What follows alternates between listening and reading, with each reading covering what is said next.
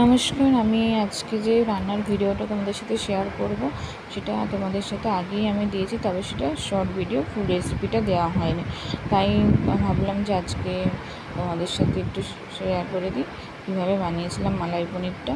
তো প্রথমে পনিরগুলো ছোটো ছোটো করে পিস করে নিয়েছি, নিয়ে নুন হলুদ মাখিয়ে আর একটু ভালো করে লাল লাল করে এপিট ওপিট ভেজে নেব। ভেজে তুলে নিয়ে আর এদিকে কড়াইতে তেল গরম করে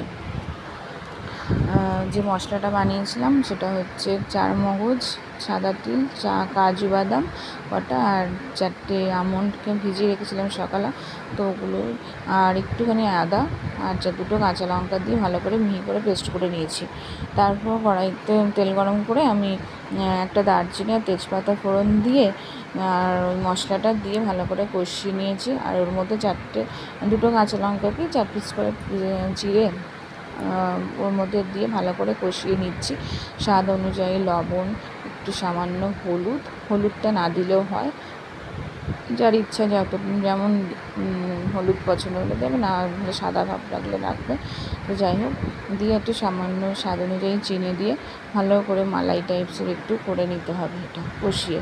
আর ভেজে রাখা পনির টুকরোগুলো একে একে আমি দিয়ে দেবো। তো এটা বানাতে বানাতে আমার ছেলে কটা ভাজা পনির খেয়েছে, হ্যাঁ ও ভীষণ ভালো লাগে ওর। তো ভেজে এর মধ্যে দিয়ে দিলাম একে একে, দিয়ে এর সাথে একটু রেখে দেবো রেস্টে, যাতে একটু মালাই মালাই টাইপসের হয়, একটু গা মাখা মাখা। দিয়ে আবারও একটু লবণটা চেক করে একটু সামান্য একটু চিনিও অ্যাড করেছি, জিরা রাইসের সাথে খাবো। তো তার জন্য তোমরা পুরো ভিডিওটা দেখো। যদি ভিডিওটি ভালো লেগে থাকে তো লাইক করে দিও, শেয়ার করো, আর অবশ্যই সাবস্ক্রাইব করে দিও চ্যানেলটা। টাটা।